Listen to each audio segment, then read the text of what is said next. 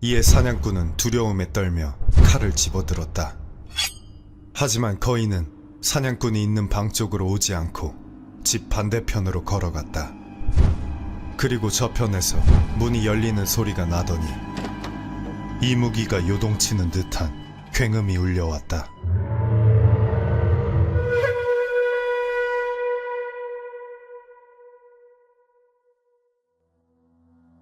때는 고려시대 동북면 박천 땅에 한 사냥꾼이 살고 있었다. 그는 묘양산에 나가 사냥을 하곤 했는데 하루는 이상하게도 짐승이 한 마리도 보이지 않았다. 그렇게 하루 종일 허탕만 치고 빈손으로 돌아가려던 찰나 돌연 사슴 한 마리가 수풀에서 튀어나왔다. 이에 사냥꾼은 곧바로 사슴을 쫓아갔다. 하지만 그가 아무리 달려도 사슴은 가까워지지 않았고 화살을 쏘아도 맞을 듯 말 듯 계속해서 빗나갈 뿐이었다. 그렇게 한참을 쫓아도 잡을 수 없자 사냥꾼은 이내 포기하고 돌아가려 했다. 그때 사슴이 어디선가 불쑥 나타나더니 다시 사냥꾼의 눈앞에 얼쩡거렸다. 요망한 사슴이로구나. 내 오늘 너를 꼭 잡아야겠다. 그렇게 사냥꾼이 오기를 가지고 계속해서 쫓고 있는데 사슴이 또다시 어디론가 사라져버리더니 이번에는 다시 나타나지 않았다. 사냥꾼이 그제서야 정신을 차려보니 자신이 너무 멀리였다는 것을 깨달았다. 하늘을 보니 어느덧 해도 뉘엿뉘엿 지고 있었다. 이거 낭패로구나. 사냥꾼은 산을 빠져나가려 숲을 이리저리 돌아다녔지만 도무지 길을 찾을 수 없었다. 그러던 중 바위 절벽 사이 좁은 계곡 하나를 발견했다. 이곳의 길이 좁으니 하룻밤 범이라도 피해야겠다. 그렇게 절벽 사이로 들어가니 그 안에는 기이하게도 마치 사람이 낸 듯한 길이 이어져 있었다. 사냥꾼은 이를 이상하게 여겨 길을 따라 걸어갔다. 그렇게 얼마나 걸었을까? 길의 끝자락에 웬 기이하게 생긴 초가집 하나가 나왔다. 그 집은 가로로 길게 이어져 12칸은 좋게 되어 보였는데 오직 한쪽 끝에만 문이 달려있을 뿐 다른 곳에는 창문이 없었다. 이에 사냥꾼이 자세히 보려 집에 가까이 다가가니 문틈 사이로 웬 여자 하나가 보였다. 인기척이 들리자 여자가 고개를 돌려 사냥꾼을 쳐다보았다. 하지만 여인은 낯선 사람을 보고도 놀라거나 이상하게 여기지 않았다. 산에서 길을 잃었는데 하루만 머물다 갈 수 있겠습니까? 그러시지요. 여자는 흔쾌히 수락한 뒤 사냥꾼을 집으로 들였다. 집 안에 들어가 보니 부뚜막과 이어진 좁은 방 한 칸 뿐이었는데 기다란 방으로 이어지는 듯한 작은 문 하나가 달려 있었다. 사냥꾼이 그 문을 보며 저 방 안엔 뭐가 있을까 생각하고 있는데 여인이 물을 내어주었다. 그렇게 한밤중 호랑이밥이 될 뻔한 위기를 넘기자 사냥꾼은 마음이 편해져 슬그머니 딴 생각이 들기 시작했다. 좁은 방에 여자와 단둘이 있으니 젊은 사냥꾼은 욕정이 일어 여인을 유혹했고 여인도 별다른 말 없이 승낙하여 두 사람은 동침하게 되었다. 그리고 얼마 뒤 여인이 저녁밥을 내왔다. 그런데 반찬이 곰발바닥, 사슴포, 돼지고기 등 온통 산짐승으로 만든 것 뿐이었다. 이에 사냥꾼은 아차 싶은 마음이 들었다. 혹시 이 집에 남자가 있어? 그러자 여인이 아무렇지 않게 대답했다.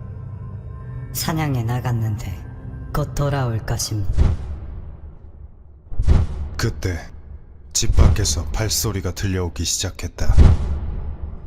여인은 소리를 듣더니 하던 말을 멈추고 돌아온 남자를 마중하려는 듯 황급히 집 밖으로 나갔다. 이에 사냥꾼이 문을 살짝 열어 밖을 보니 마당에 커다란 두 발이 땅을 딛고 있었다. 그리고 커다란 자루가 바닥에 떨어졌다.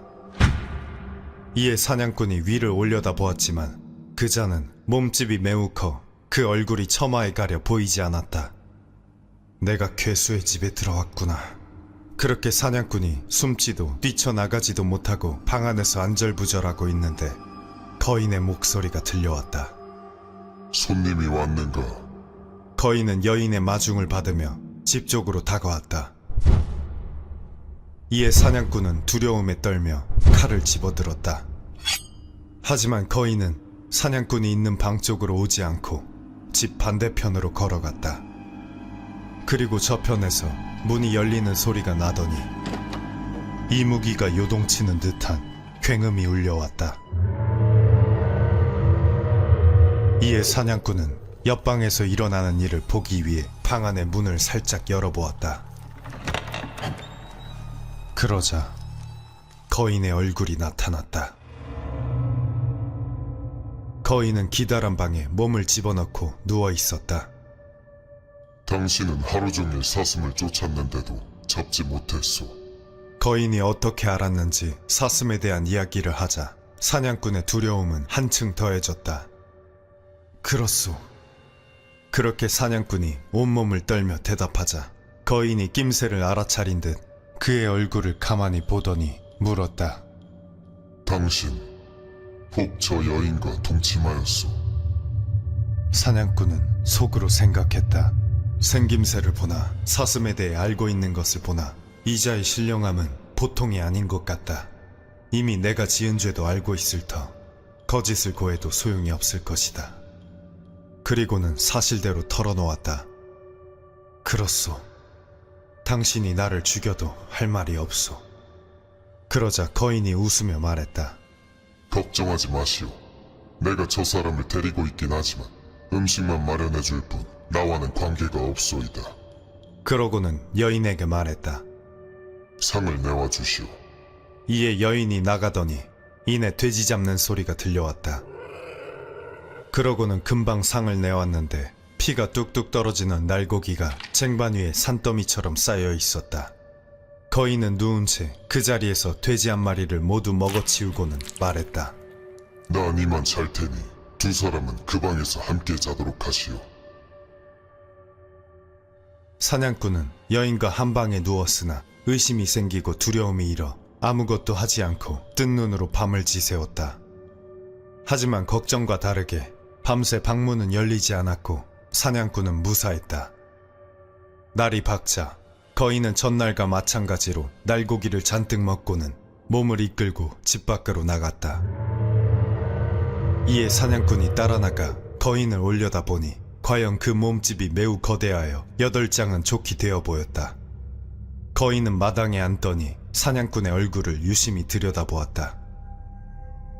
내 손님을 보니 역시 정말 복이 많소이다.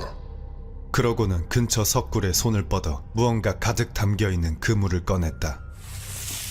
사실 손님이 어제 이곳에 오게 된 것은 내가 이끌었기 때문이라오. 이것을 가지고 가시오. 이에 사냥꾼이 그물 안을 보니 온갖 값진 가죽들이 가득 들어있었다.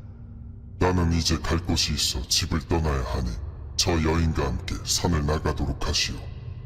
가죽들을 팔면 재산으로 삼기 충분할 것이오. 이에 의아한 사냥꾼이 말했다. 하룻밤 재워주신 것도 고마울 따름인데 이렇게 귀한 물건들을 주시다니 받을 수 없습니다. 그러자 거인이 미소를 띄우며 말했다. 내 당신에게 부탁할 것이 있어 그러니 사양하지 마시오. 그러고는 집 뒤쪽을 가리키며 말했다. 저길로 나가면 바다가 나올 것이오. 나온 길로 곧장 해안을 따라 걷다가 멀리 배가 보이면 그곳에서 멈춰 계시오. 당신 혼자 이것들을 들기엔 힘에 부칠 테니 내가 짊어지고 따라가겠소. 그렇게 사냥꾼이 여인과 함께 거인이 알려준 길로 계곡을 빠져나오니 과연 해안이 나왔다. 그리고 멀리 배가 보이는 곳에서 기다리니 잠시 후 거인이 나타났다. 이 가죽들을 판 돈으로 소 2마리와 소금 100석을 사서 닷새우 이곳으로 와주시오. 남은 재물은 가져도 좋소. 그러고는 짐을 두고 떠났다. 사냥꾼은 거인이 시킨 대로 가죽을 팔았는데 과연 수천금을 벌 수 있었다.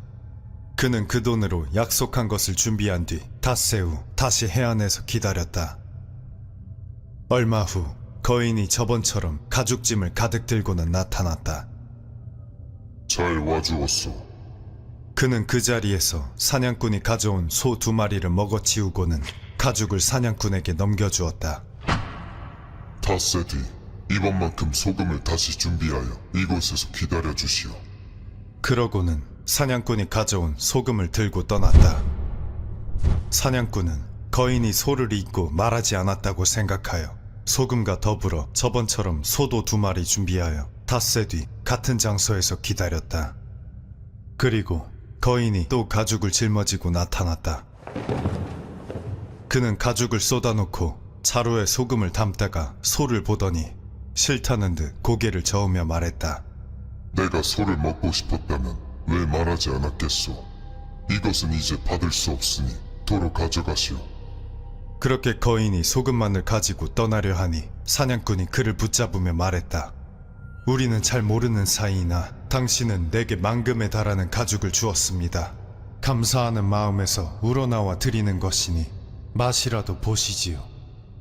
그렇게 사냥꾼이 거듭 청하니 거인이 손가락으로 무언가를 셈하고는 말했다. 좋소.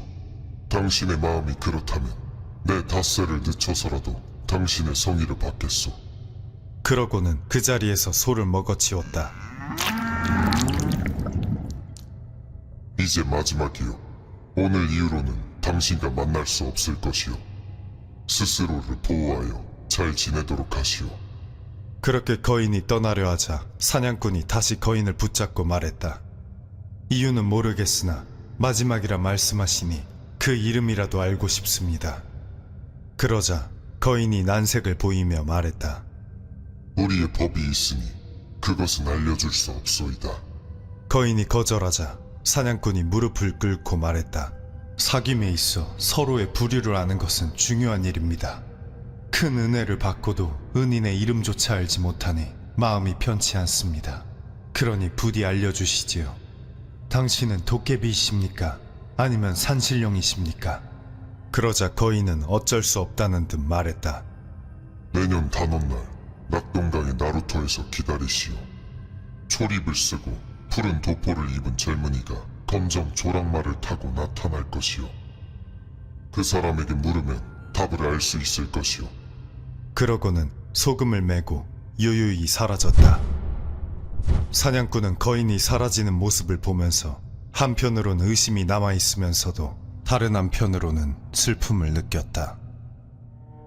사냥꾼은 박천으로 돌아가 함께 산을 빠져나온 여인과 혼인하고 거인이 주고 간 가죽을 팔아 서북면에 큰 부호가 되었다. 그리고 시간이 흘러 이듬해 단오날이 다가오자 그는 낙동강으로 향했다. 그리고 강의 나루터에서 조금을 기다리니 과연 거인의 말대로 검은 조랑말을 탄 청년이 나타났다. 사냥꾼은 그에게 예를 올리고 거인과 있었던 일을 말하며 그의 정체에 대해 물었다. 이야기를 들은 청년이 구슬프게 탄식하며 말했다. 이는 좋은 소식이 아니구려. 왜 그렇습니까? 거인은 스스로 목숨을 끊으러 간 것이오.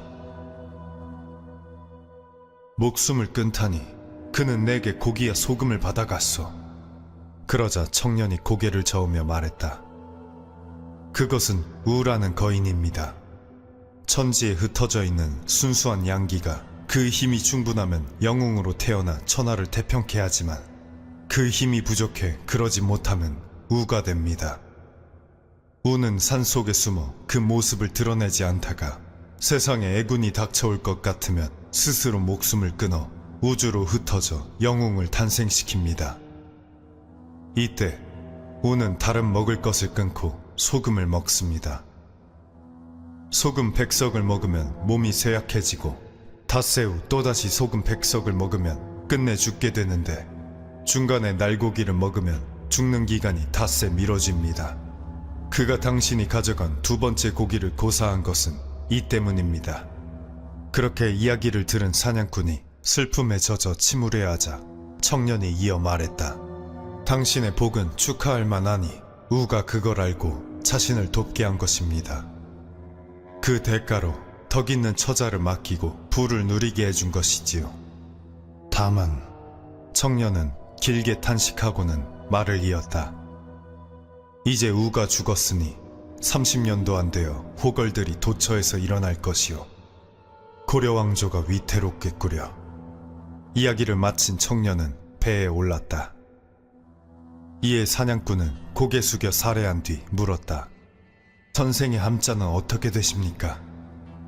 그러자 청년이 말했다. 나는 정몽주란 사람입니다. 그로부터 3년이 채 되지 않아 고려는 정말로 큰 난리를 겪기 시작했고 허다한 영웅이 연달아 일어났다. 후한 말을 방불케 하는 난세는 몇십 년간이나 이어졌고 수많은 사람들이 비참한 죽음을 맞이했다. 하지만 사냥꾼의 집안은 무사하여 죽은 사람이 없었다고 한다. 그리고 과연 정몽주의 말대로 고려 왕조는 30년도 안 되어 멸망하고 조선이 세워졌다.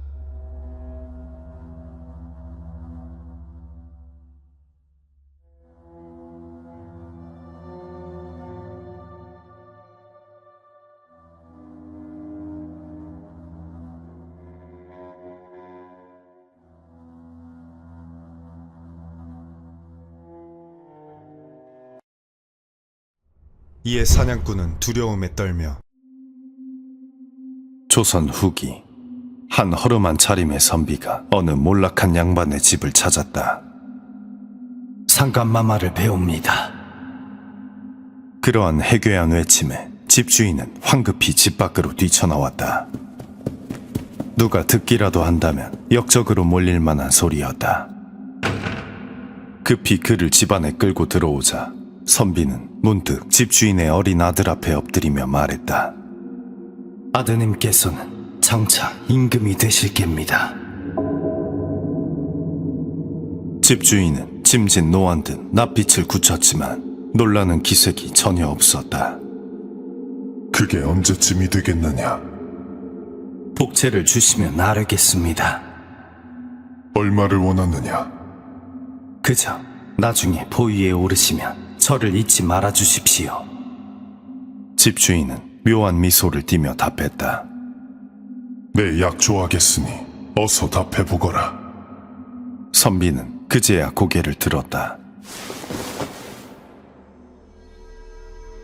그의 한쪽 눈은 파랗게 멀어 있었다. 그는 애꾸눈을 번뜩이며 말했다. 길한 일은 4년 뒤에 있을 것입니다. 그때까지 복채를 잘 보존하시지요.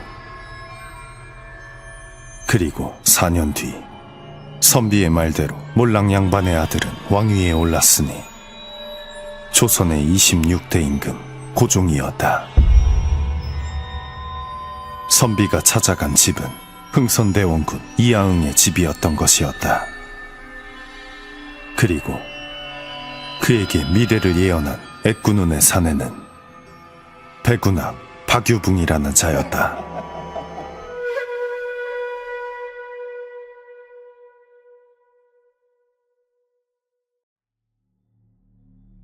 청도 사람 박유붕은 과거 시험 공부에 몰두하던 몰락한 양반이었다. 출세욕이 강해 늦도록 공부를 놓지 않았건만 번번이 낙방을 면치 못했다. 한량 생활이 길어지자 그의 처는 보다 못해 꼭꼭 숨겨둔 책 한 권을 꺼냈다. 이게 무엇이오? 이 책이라면 서방님의 앞길을 알 수 있을 겁니다. 그것은 임진왜란 때 명나라 장수 두사충의 비전서였다. 임진왜란 때 조선의 원군으로 들어온 두사충은 싸움터의 일외에도 특출난 재주가 있었다. 바로 풍수와 전복으로 미래를 내다보는 능력이었다. 그는 진을 칠 때에도 꼭 땅의 형세를 보고 쳤으며 조선에 머무는 동안 팔도의 명당을 두루 봐두고선 이순신 장군의 묘자리를 봐주기도 하였다.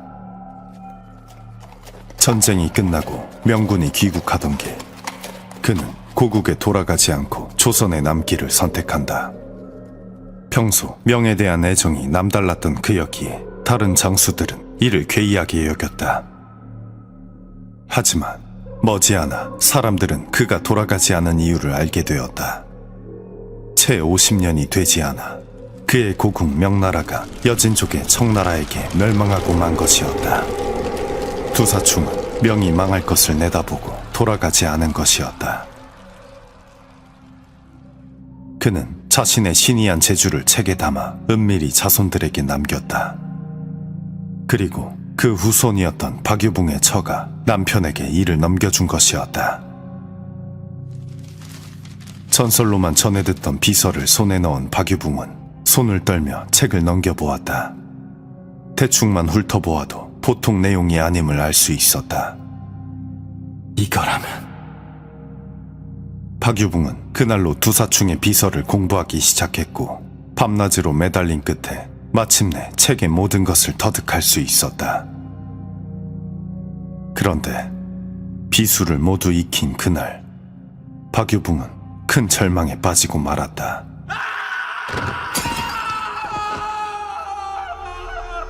스스로의 운명을 알아버렸기 때문이었다. 그는 평생 출세할 수 없는 운명이었다.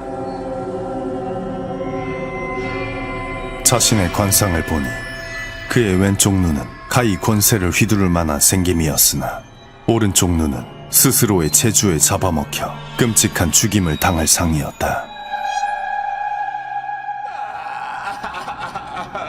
자신의 기구한 운명을 내다본 그는 책을 덮고 하루하루 참담한 나날을 보냈다.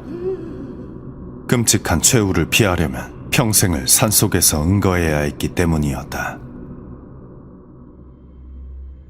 하지만 그는 도저히 주어진 운명을 받아들일 수 없었다. 평생을 이리 살 순 없다. 그리고 마침내 운명을 거스르길 선택했다. 그는 송곳을 들어 자신의 오른쪽 눈을 찔러버렸다.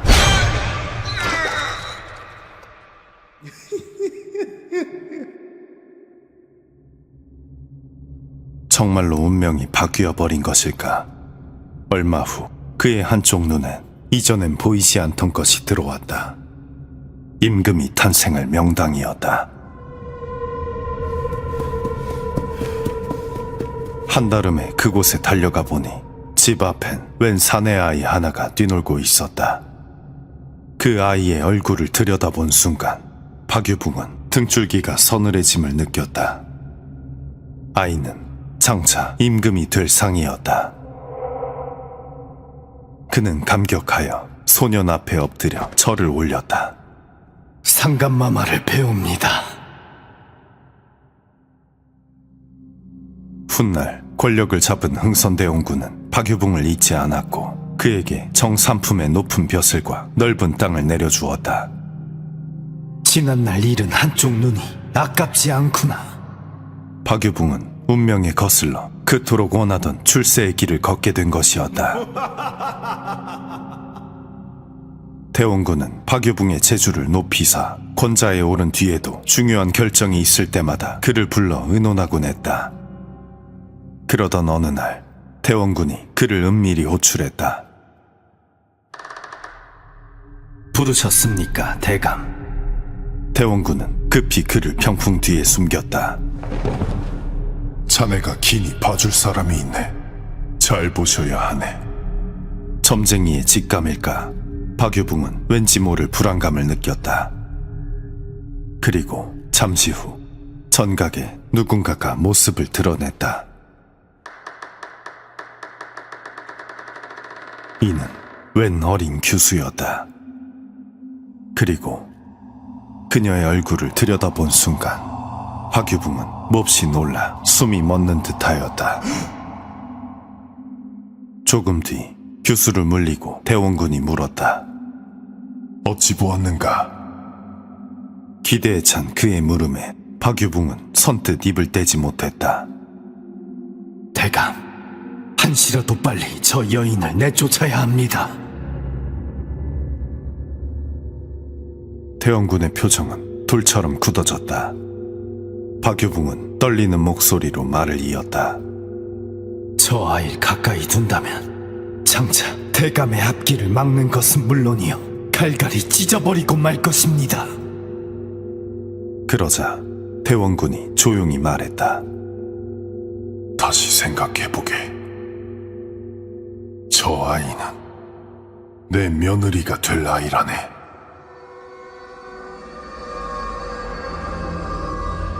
박유붕은 깜짝 놀라 엎드려 그를 말렸다. 절대 아니되옵니다. 아니되옵니다. 이에 대원군이 크게 소리쳤다. 왕가가 또다시 외척의 손에 놀아날 순 없지 않은가?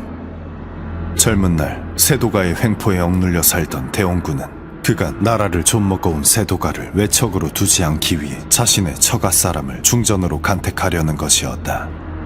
박유붕 또한 그 사정을 모르는 바 아니었으나 그에게 미움을 살 것을 무릅쓰고 간곡히 청했다. 그래도 안 됩니다. 다시 한번 생각해 보시지요. 하지만 대원군은 불안한 낯빛을 보이면서도 도무지 그의 말을 들으려 하지 않았다. 내 며느리를 뽑는 게지 자네 며느리를 뽑는 거라든가. 그만 나가보게. 박유붕은 이후로도 대원군을 찾아가 여러 차례나 사정해 보았지만 그는 끝내 뜻을 굽히지 않았다. 하지만 조선 제1의 점쟁이가 간택을 반대한다는 흉흉한 소문은 도성 안에 걷잡을 수 없이 퍼지고 있었다. 그러던 어느 야심한 밤 누군가 박유붕의 집을 찾았다. 얼마 전 우리 집안 사람의 관상을 보셨다 들었소. 대감께서 표정이 좋지 않으시던데 무슨 일이라도 있었던 것이오? 일전에 보았던 규수의 집안 사람들이었다. 그들은 가져온 수레에 천막을 걷었다. 그 안엔 좋기 천금은 될 만한 재물이 가득 쌓여 있었다. 어떻소? 다시 잘 좀 봐주시겠소? 하지만 박유붕은 이에 아무런 대꾸도 하지 않고서 말없이 방 안에 들어가 버렸다. 그러자 규수의 일가 사람들은 벌컥 문을 열고 들어와 그에게 소리쳤다.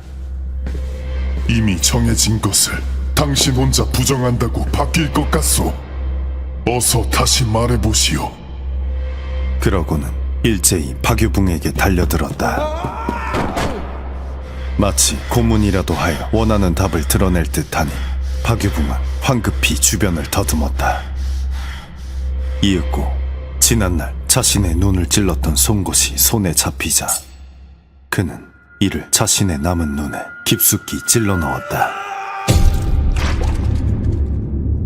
박유붕은 피를 절절 흘리며 어둠 속을 향해 외쳤다. 난 더 이상 보이는 것이 없소이다. 관상을 볼 수 없단 말이오. 어서 돌아가시오. 그러자 규수의 일가 사람들은 그를 붙들려던 것을 멈추었다. 그들은 더는 말없이 떠나며 짧게 말했다. 그 하나 남은 눈을 찌른 것을 후회하게 해주겠소. 이후 흥선대원군의 지지로 규수는 끝내 간택되었고 마침내 중전의 자리에 올랐다. 명성황후 민씨였다.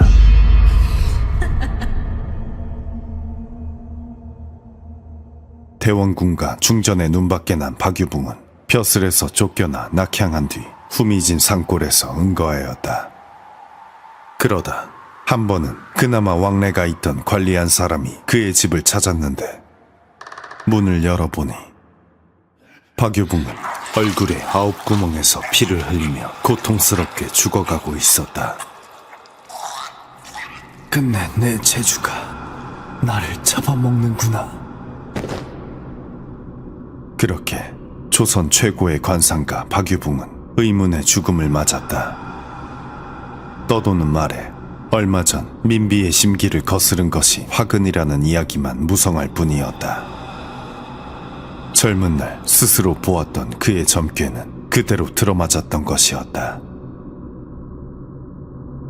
이후 박유붕의 경고대로 흥선대원군은 얼마 되지 않아 민비의 유도로 실각하였고 민비는 자신의 일가를 대거 기용해 대원군이 그토록 경멸했던 세도 정치를 조선 땅에 부활시켰다.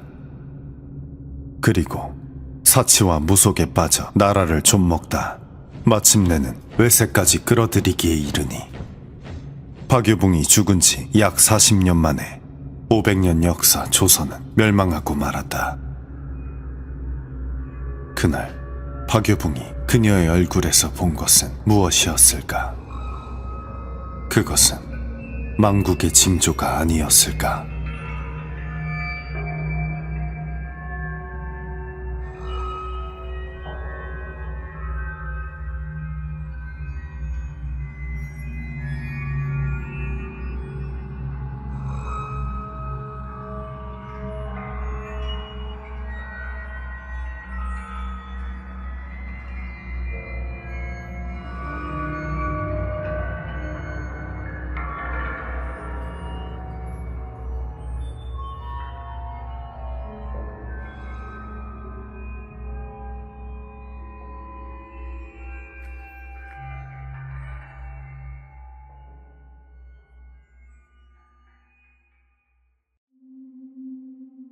조선 후기